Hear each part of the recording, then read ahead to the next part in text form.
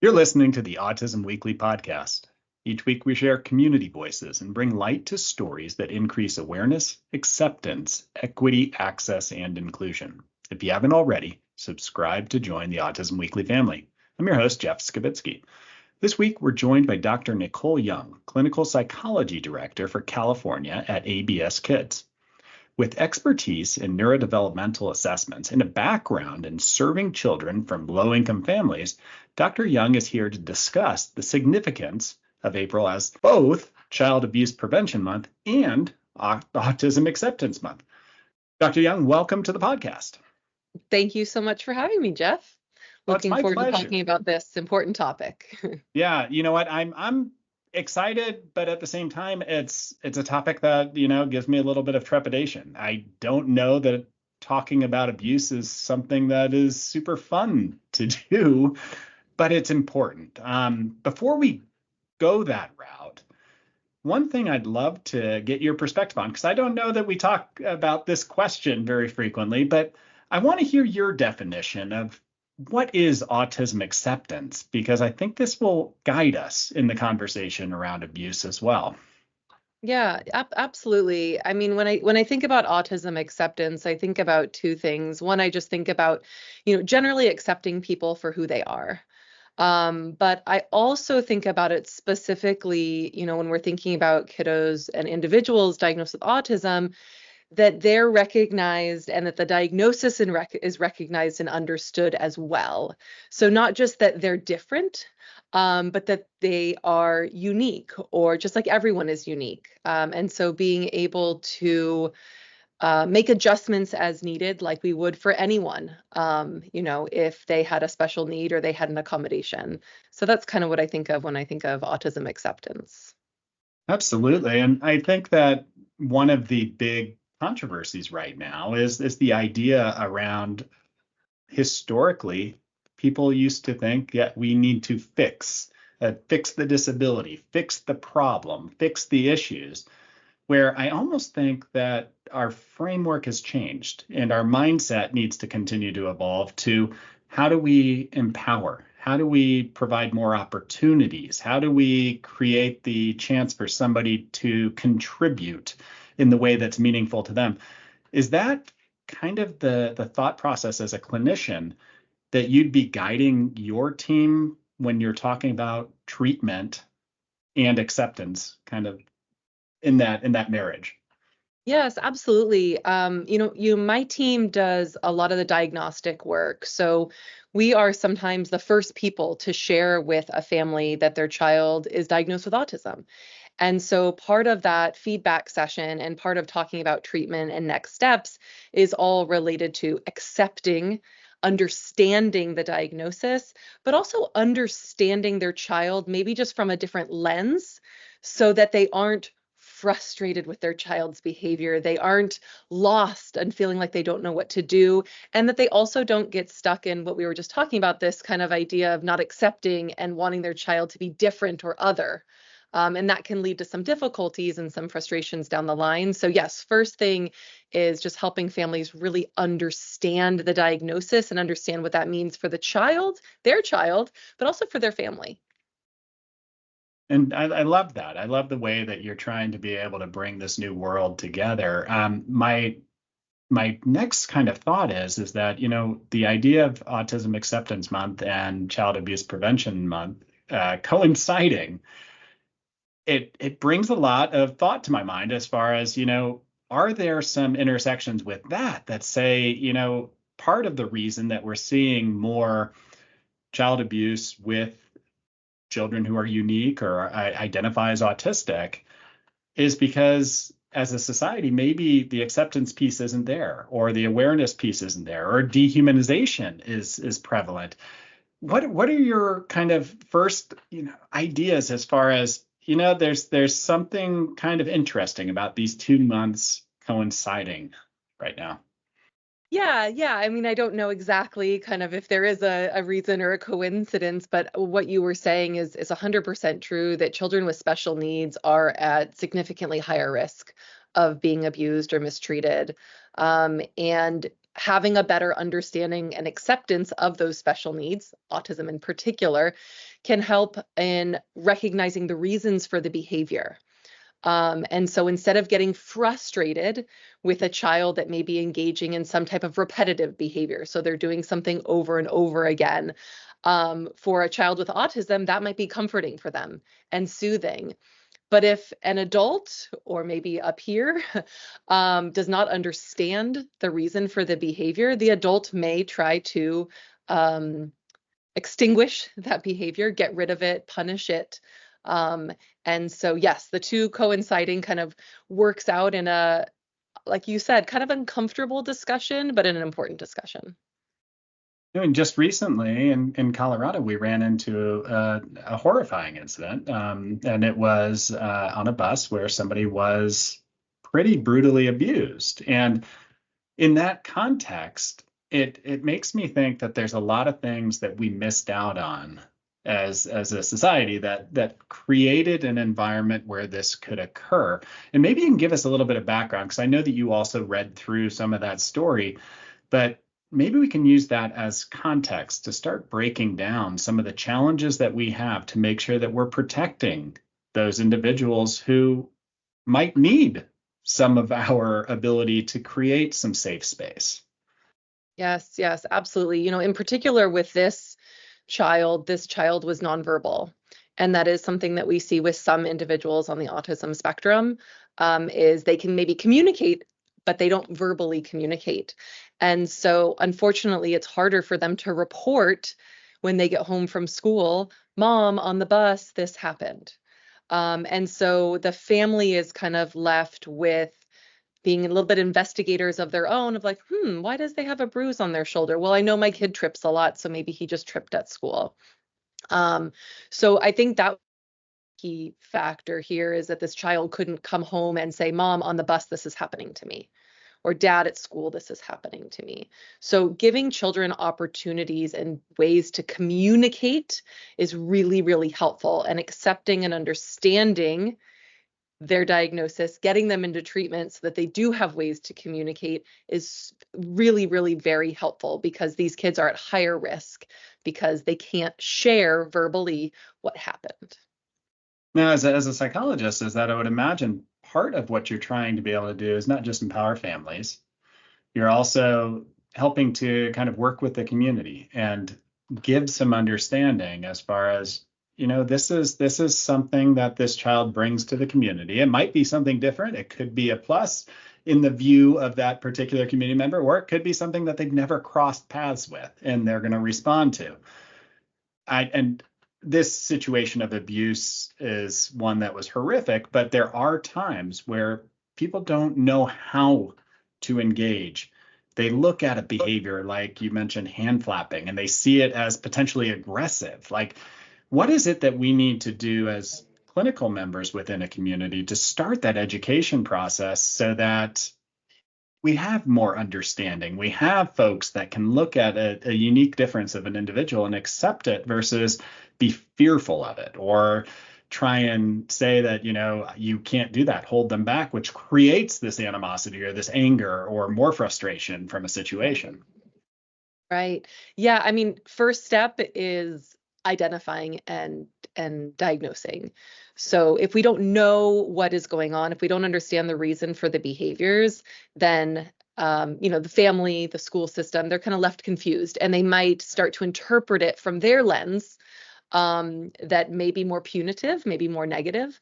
So I would say first step is just identifying and diagnosing. But in order to do that, it's getting community members, pediatricians, teachers, those that work with children in daycare settings to be more aware of the signs and symptoms. And unfortunately, in some areas, we've gotten a little bit pigeonholed in what we think of when we think of autism. We maybe think of the child that's nonverbal, that is hand flapping, and that lines up their toys and plays by themselves. But that's not autism. That's a child who is diagnosed with autism, but autism is a spectrum for a reason. So really being able to understand the spectrum, And something that I know we've tried to do and I've tried to do is meet with pediatricians to talk about all the different signs and symptoms that are out there. Because, I do hear from families, I went to my pediatrician or I went to the teacher and I said, can you do an evaluation? I think my child has autism. And the response that the families sometimes get is, oh no, your child doesn't have autism. Um, but that's just because we're thinking about it from kind of a narrow lens.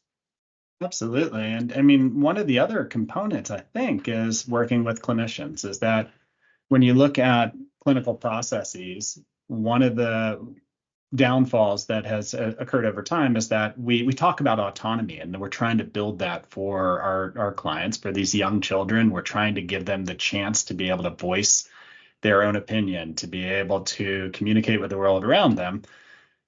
But at times we restrict that because we're making decisions that are better for us at the moment versus better for the child long term. When you're trying to be able to navigate this and talking with parents about, how can we create a household where your child feels like they have a voice, a place, and that what they're doing isn't always wrong, at the same time as skill building. Yes. What's the balance on that? Yeah, one thing that I think is tough when we think about families is there's a lot going on in all families. And so, sometimes we get parents where they may have a child that has some different special needs, and those special needs are more kind of interfering and more causing more problems at the home. And their child who's diagnosed with autism may be content on their own, maybe quiet, maybe okay, playing on their own. So they're not giving that child the tools to communicate, maybe the tools to engage more.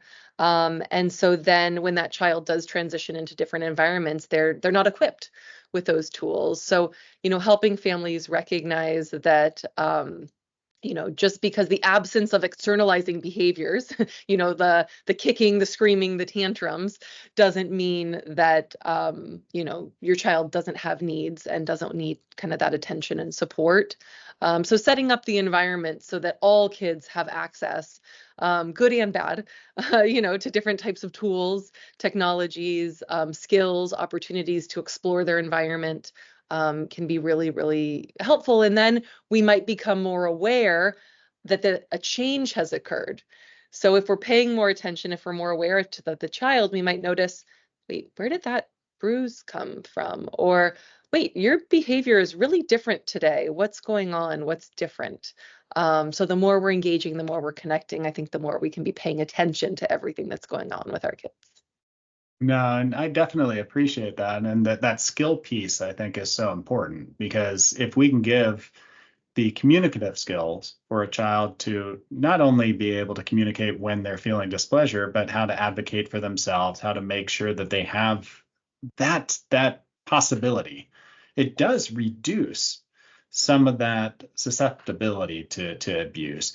But let's talk about it. You mentioned, I mean, that, sometimes is that there's bruises. Sometimes you might see a child withdrawal. It's got to be tough when you have a child who maybe withdrawing is part of who they are, is that's their comfort zone, or maybe they are self-injurious and they have their own sets of bruises.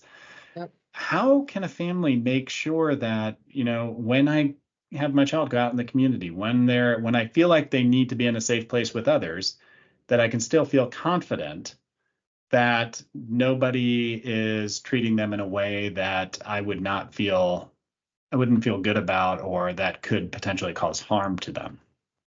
Yes, absolutely. One of the key things when we're thinking about identifying signs or symptoms of abuse is a change in behavior. So if you have a child that prefers to withdraw and is on their own frequently, that's different than a child that's very social and likes being around and likes being with other people and now is choosing to isolate more. Same thing, if you have a child that engages in some self-injurious behavior, they bang their head or maybe they bite on their fingers or their arms. That's different than all of a sudden they come home from school or they come home from daycare and now you're noticing bruising. And in some of the areas where it's a little bit more suspicious, if you're seeing bruises, are areas like the neck, the upper thigh, the upper arm, face.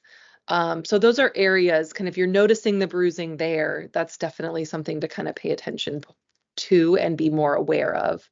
The other thing I would share is, some of our individuals, on the autism spectrum are a little bit later to potty train at times.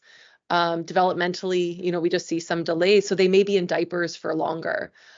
So if you are, helping a child with changing or wiping them and you're noticing bruises on their bottom, that's also a sign and kind of something to be aware of. So there are some areas where they may be more susceptible, but then some areas where we just want to make sure we're monitoring all children for those marks. Yeah, as you were talking through that, and I mean, sometimes those physical marks are and physical abuse is sometimes easier to catch, not always. Yeah. But as you were going through that, it kept popping in my mind, there's a lot of opportunity for emotional abuse. There's a lot of susceptibility for somebody to be treated in a way that it shows less value, which is just as harmful. Um, when you're kind of working with and you work with clinicians, you coach schools, there's a lot of people that come in and out of a child's life. What are some of the things that you'd be saying, in all environments, we need to make sure that we're focusing on these core characteristics to make sure that we're providing a safe emotional space for that child? Yeah, I mean, I say this a lot, is understanding and recognition. I mean, so really going back to that acceptance, right? If we understand the child and we understand their behavior, then we can provide them tools. Um, Also for providers, families, to learn skills so that they can better support their child and they can better manage the behavior, as opposed to getting frustrated that their child's engaging in a behavior that they don't like, or this child's disrupting the classroom. Um, what am I going to do about it? I'm going to isolate them in the corner. What am I going to do about it? I'm going to smack them in the face because I want them to stop making that noise. It does go back to a lot of this acceptance and understanding, so that not only is the child accepted for who they are, but the adults in their lives understand how to work with that child and how to support that child. Maybe we give them something they can chew on. Maybe we give them so they're not making noises in the classroom that's disruptive, but there's something that they can engage in that's, meaningful for them, that's serving that purpose. And that's where really understanding the reason for the behavior is helpful in coming up with the solutions and the supports. Yeah, I mean, providing parents the tools and the education and also probably the emotional support themselves, whether that's being a part of a community group or maybe talking to a psychologist or a therapist. And, there are going to be times where your buttons are going to be pushed. Patience is such a hard skill to be able to show 24/7. So it's like, okay, what are my own coping mechanisms? How do I work through that?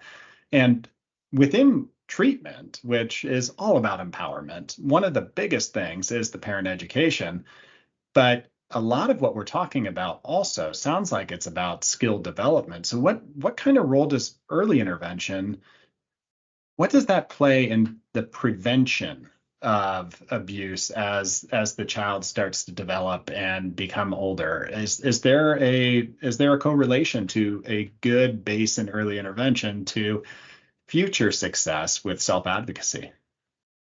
Yeah, I mean, with this, I think there's two pieces too. One is just, when kids are little, they're home a lot. They don't have exposure to a lot of other individuals potentially. And then kids with special needs sometimes don't get put in schools, or they get put in non-traditional school type settings. So just having a professional that can be in contact with the child and work with the child on a regular basis can help with the identifying of the signs. So that's kind of not quite the prevention, but that's just kind of having that professional there can be really helpful. And I know during COVID, it was a lot more kids were at higher risk because they were home. There wasn't that professional working with them one-on-one. They weren't going to school. So part of it is just having someone there that can really be the eyes and the ears for some of these kiddos and help them, to communicate. Um, but also just for parents, to learn skills and learn strategies and learn tools. So to learn, what can I do? How can I help my child if they are engaging one of these behaviors? How can I redirect them? Are there some non-physical ways that we can do some type of restraint or redirection, that might not be on the top of parents' minds? Maybe they were raised a certain way and this is how you dealt with behaviors.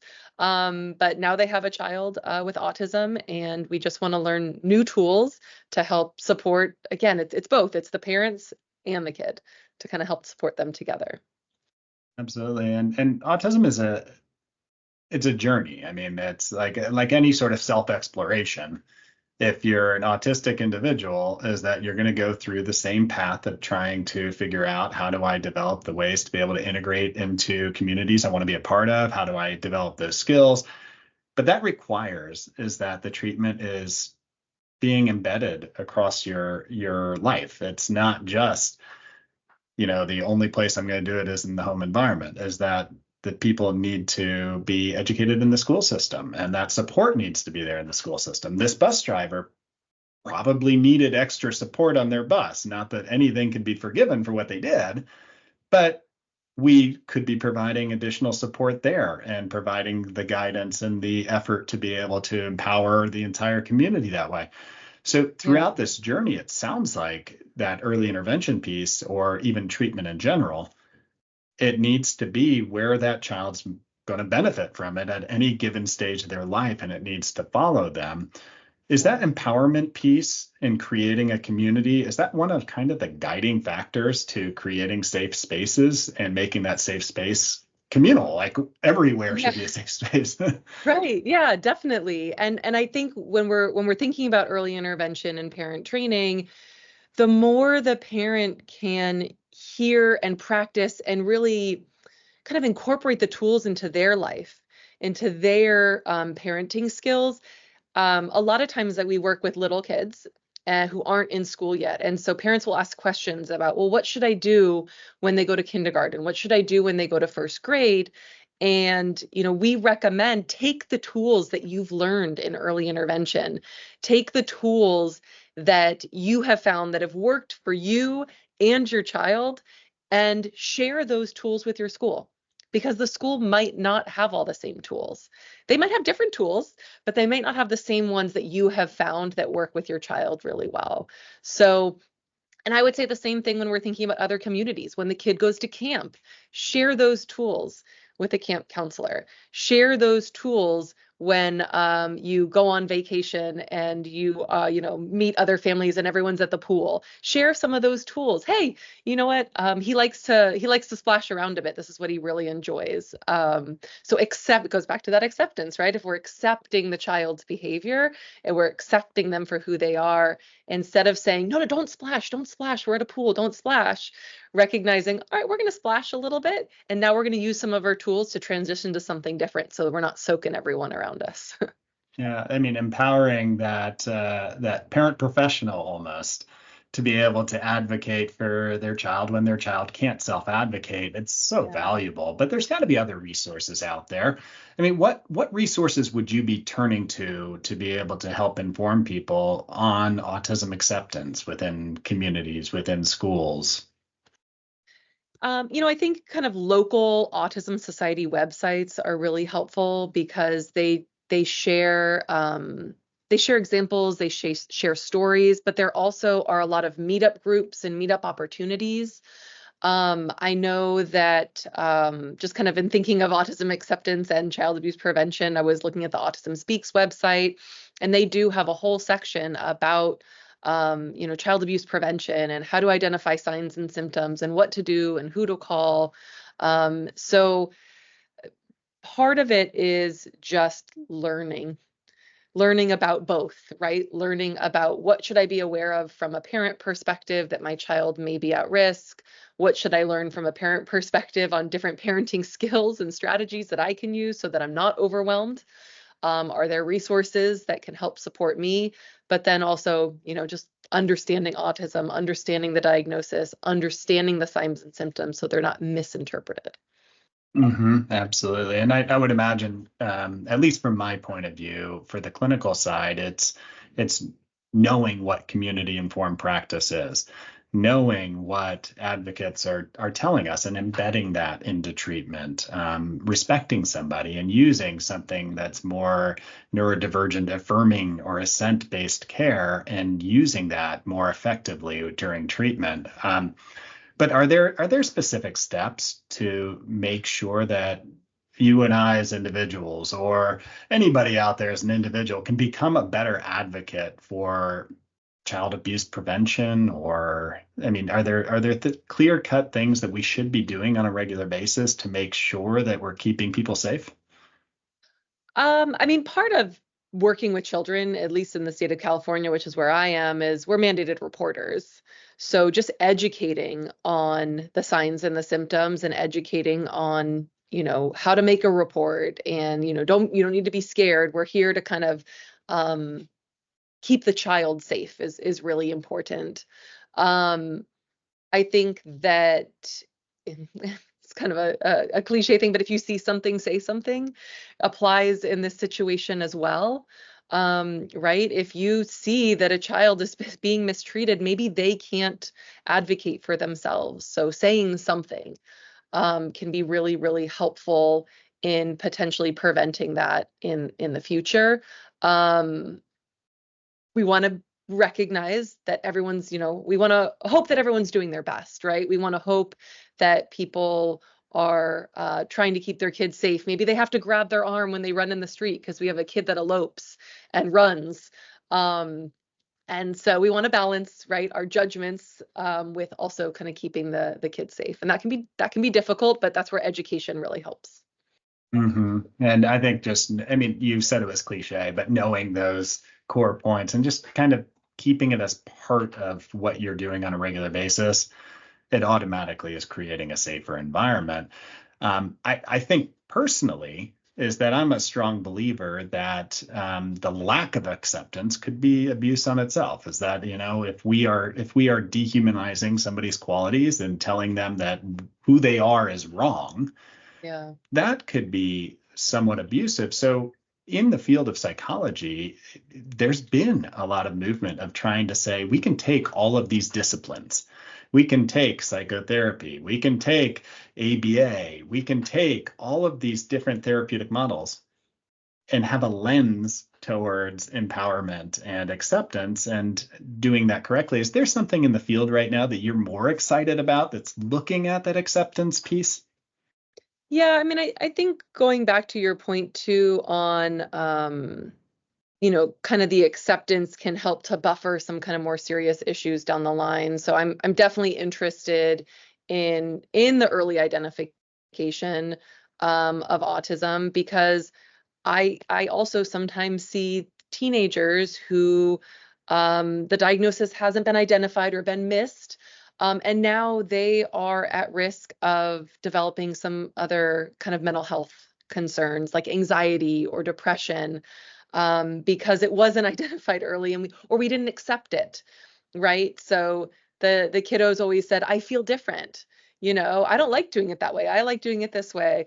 And whether it's from the parents, pediatricians, schools, professionals, et cetera, mental health professionals that are saying, no, no, no, let's fix it. Let's fix it. Let's find ways. Let's fix it.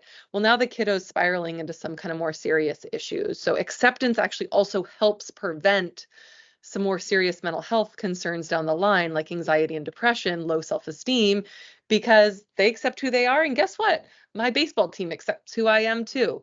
And so it doesn't mean that I can't play baseball. It doesn't mean that I can't try out for the cheer squad or the play. We're all accepting each other. And if I need to do something a little bit different, that's accepted. That's okay. But I can still pursue, my dreams and ideals as well. Yeah, and I don't see these things as two sides of a scale. I don't see treatment being on one side and acceptance on the other, and it just being out of balance constantly. I think that if you're doing appropriate treatment, and I'll put it in the behavioral world, if you're doing appropriate behavioral work, you have a lens towards what's empowering for this child, what's important for this child, what does this child want to be able to do with their life, And you're Right. establishing those skills in the framework of I'm empowering them to be able to do and improve on their life every single day in the way that they want to. And I'm not changing them. I'm not fixing them. I'm empowering skill sets, which I do for my own children. It's that same concept. But so if And you one were can to I talk, can I add yeah, one thing to that, absolutely. Jeff? So, another thing that I share a lot with families when I'm going over the results and giving feedback is I like to help families keep in mind the idea of happy, healthy, and successful for the individual. So, if you have a kiddo who's happy, who's healthy, and they're successful doing things that they enjoy, um, you're in a really good spot. And I think, parents of all kids probably want that for their children, because success sometimes gets confused with having a high power job or being able to buy a house or something like that.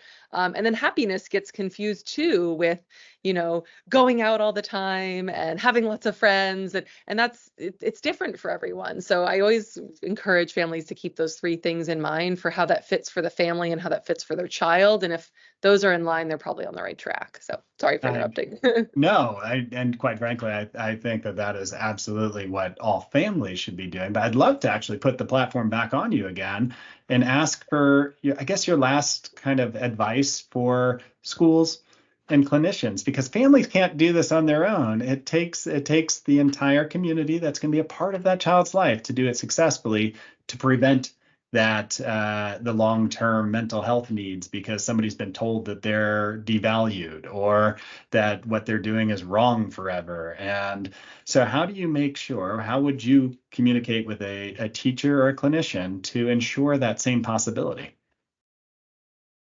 My really lofty goal is that, in education programs, so med schools and schools of education, that there are more classes about autism spectrum disorder and understanding it as a spectrum, and recognizing, red flags. We also talk about pink flags in the psychology field, of they're not quite as, apparent, but they're definitely things we want to pay attention to. So if I had a magic wand, that would definitely be something that I would do, is just kind of put those programs into the training, because if someone has the training in it, they're going to carry that to their next profession. So they're going to carry it to the school system that they're in, and they're going to say, hey, I took a class or I took a course. I had a semester, and let me share this with you. And same thing for the pediatricians. They're going to maybe share that with their pediatric group or share that with some of the residents that they're working with. Oh, you know what? Maybe we should think about it from this lens. So just exposure to the diagnosis kind of in those educational years, I think can be really helpful.